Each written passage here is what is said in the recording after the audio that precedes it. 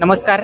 आत्ता आपल्यासोबत आहेत ॲडव्होकेट प्रकाश साळसिंगेकर, ज्यांनी या खटल्यामध्ये सर्व संशयितांचं आरोपींचं प्रतिनिधित्व केलेलं आहे. आपण त्यांच्याशी बोलणार आहोत. सर नमस्कार.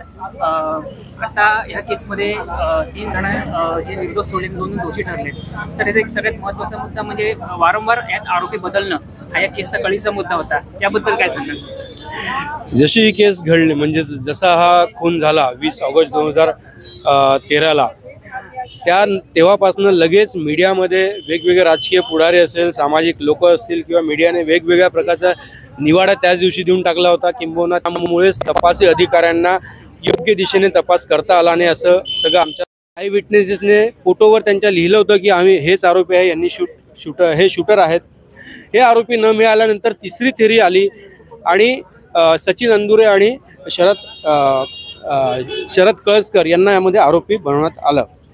आज या दोघांना कोर्टाने दोषी करार केलं असलं तरीसुद्धा याची डिटेल ऑर्डर आल्यानंतर आम्ही ती चॅलेंज करणार आहोत.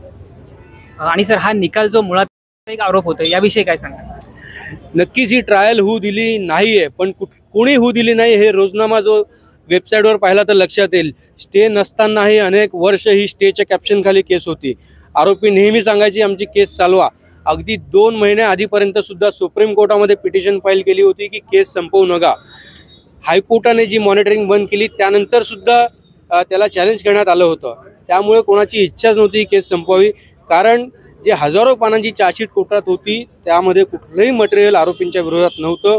याची माहिती असल्यामुळे ही केस संपवणं न देणं हाच एक पर्याय त्यांच्यासमोर होता. आज कोर्टाने 3 आरोपींना अगदी निर्दोष मुक्त केलेलं आहे. बाकीचे सुद्धा उच्च न्यायालयातनं मुक्त होतील असा आम्हाला विश्वास आहे. आणि सर या पूर्ण केसचा जो टर्निंग पॉईंट आहे तो काय सांगा? ह्या केसमध्ये विशेष सांगण्यासारखं असं जे अन्य कधीही झालं नाही आणि यापुढे होऊ नये. केसला आरोपीला जो वकील डिपेंड करत होता त्या वकिलालाच या केसमध्ये आरोपी केलं गेलं. कुठलाही पुरावा नसताना त्याला आरोपी केलं गेलं. विनाकारण 42-43 दिवस जेलमध्ये त्या वकिलांना तिथे राहावं लागलं.